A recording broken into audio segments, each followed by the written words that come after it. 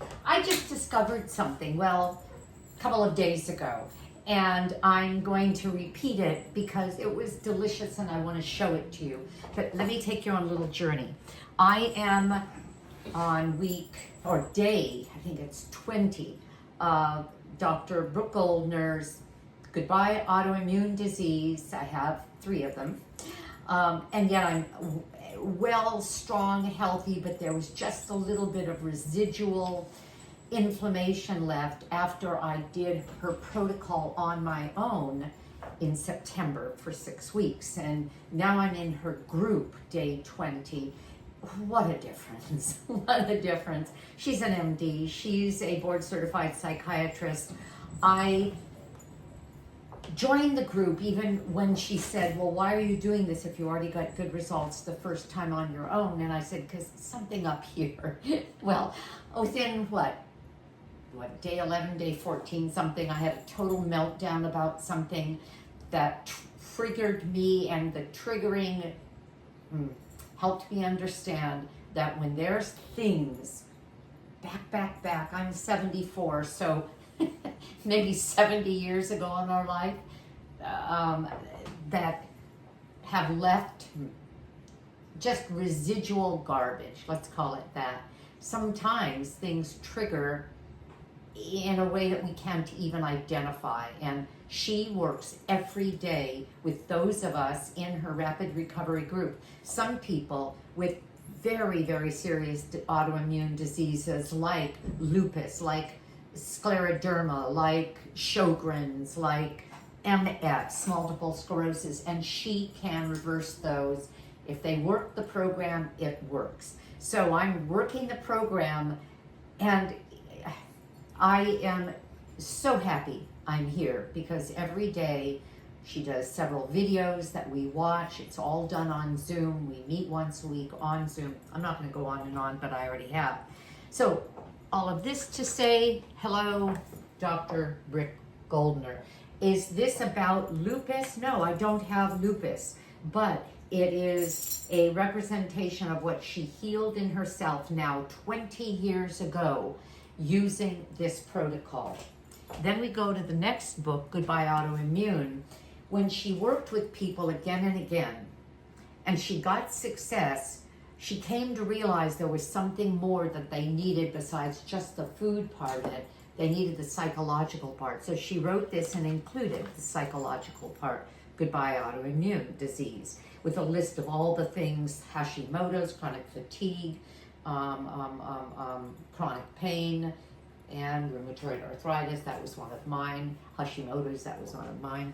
So her husband and she work together. She is the primary medical person, and Thomas Tadlock has a graduate degree in metabolic and metabolism and exercise science, and he put together the plan that reversed her disease. And then they had to experiment. Wait a minute, my disease went away, and how did that happen? And they said, gosh, the only thing that you've changed is your diet, and one thing led to another, and they worked with over 100 people to see if, yes, indeed, this is the thing, and it is the thing that reverses autoimmune disease. And then she came up with, because a lot of us wanted to do her program, but wanted some help with the food, ta-da, Goodbye Lupus, hello delicious. So all of this is the lead up to this part of what I'm doing here, and that is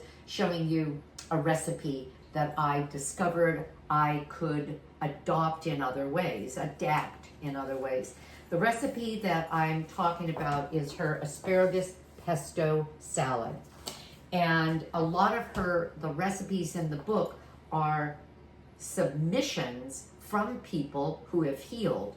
This person healed herself of an autoimmune disease, and her last words are, my knees are now pain-free.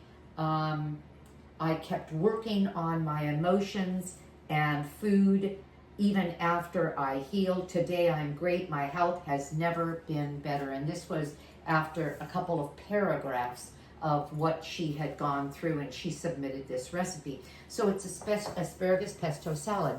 You know what I decided, what I discovered? I don't like raw asparagus. I discovered that after I made it and thought, oh, I'm not sure how much I like this, blaming the asparagus or blaming the whole recipe. Then I realized it was really the asparagus I don't like raw, even though some people do. So I experimented the other day. You'll see that I have a video from a recipe in this book that uses, it's cannelloni, gosh, what is it called? I'll include the link in the description. And I made strips of zucchini that were then sort of in a light marinade that rendered them very pliable. And those were rolled around this fabulous sort of cheesy, almost like a ricotta substitute, but it was really made of riced cauliflower. But I had them left over, and they've been in my refrigerator for a while. So I just chopped them up. But they've been sitting there like this. I chopped them up, and then I had I decided, you know what? Oh, I know. I had a bunch of pesto. No, I didn't. I had a bunch of, I'm hurrying, I'm rushing because I've got several things going here. I have a package of basil, and this recipe called for a half a cup of basil. I thought, oh, well, I'll just use some of my basil this way. And it uses broccoli and basil and garlic and nutritional yeast. And I wish you could smell this. It is a rich, flavorful pesto. It uses for the oil flaxseed oil. And if you are familiar with my channel, I don't add oil to my cooking, but her protocol allows for oil. As a matter of fact, as a substitute, a very good substitute for ground flax or chia seeds, because it is a rich source of omega-3 fatty acids, which they found was paramount and necessary to flood the body with in order to bring about healing. And there's so much more to the protocol than just that, but I'll leave it at that.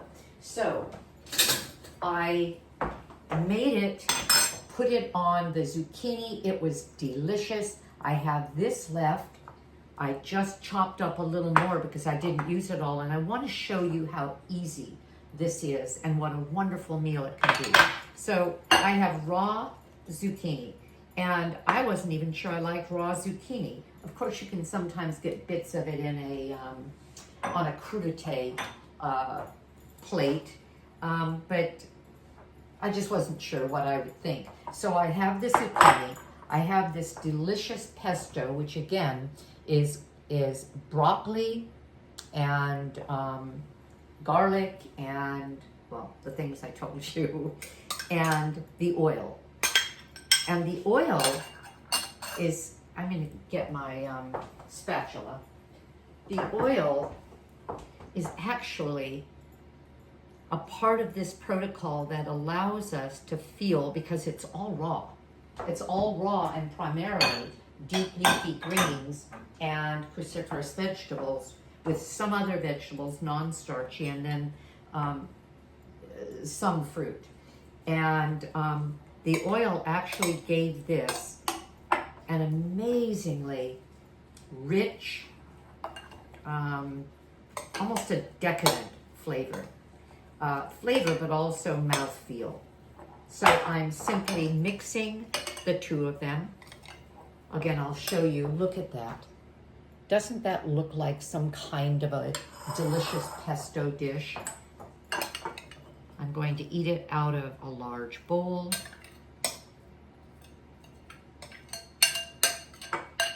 And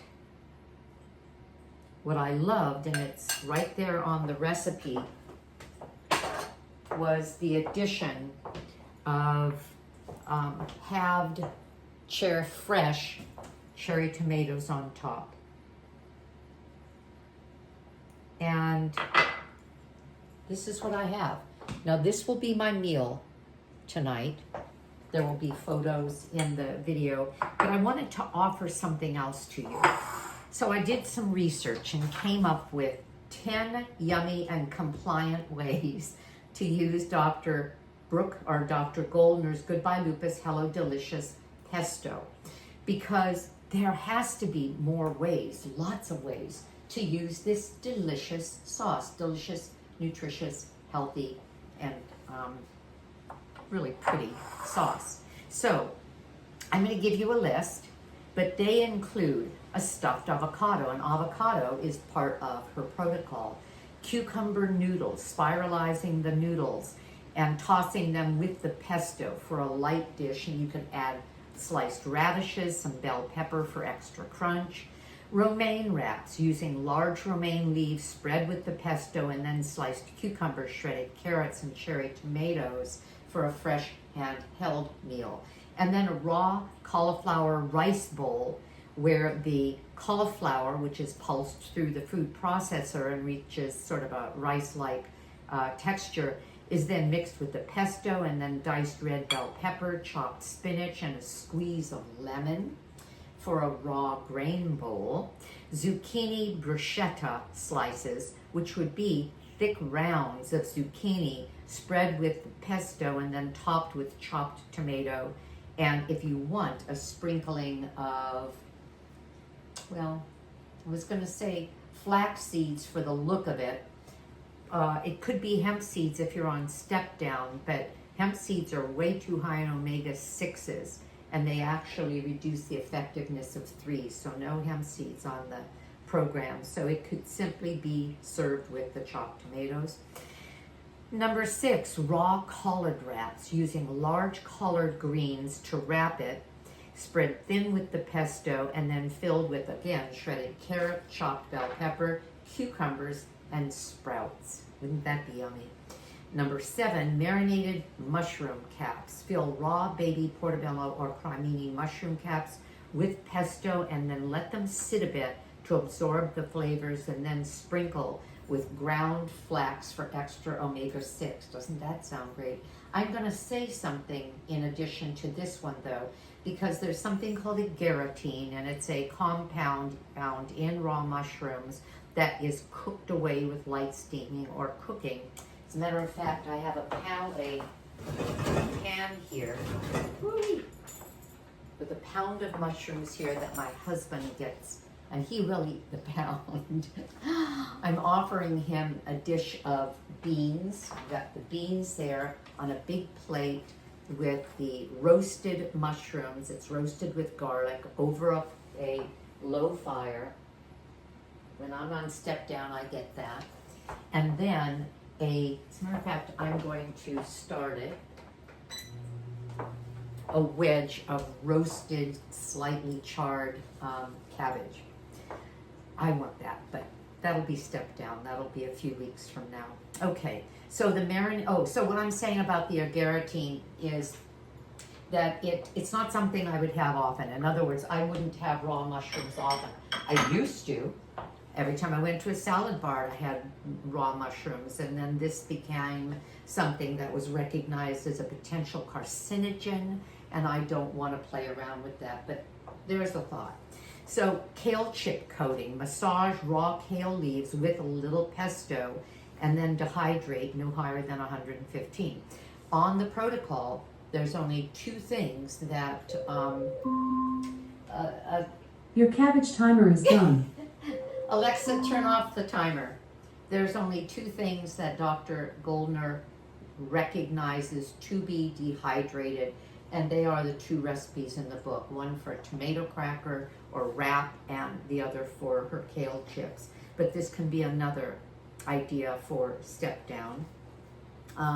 Or just eat them with massaged in kale. In other words, the pesto and kale almost as a salad. I would throw in a lot of tomatoes as well. Mini stuffed peppers, so the mini peppers, cut them in half, remove seeds, and fill them with pesto and some diced, very finely diced tomato. And then broccoli and cauliflower bites. Toss raw broccoli and cauliflower florets with the pesto. Let them marinate an hour or so, and you'll have a flavorful raw side dish.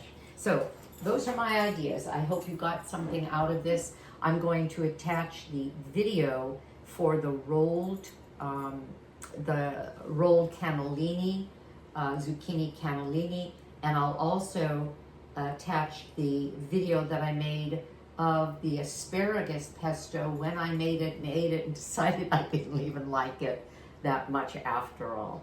But you may love roasted, or you may love raw asparagus, or maybe in step down, lightly steamed asparagus with the pesto. In other words, the pesto is the bomb. Have a great day. I know I will. Please subscribe, then other people hear about us, and have a great day.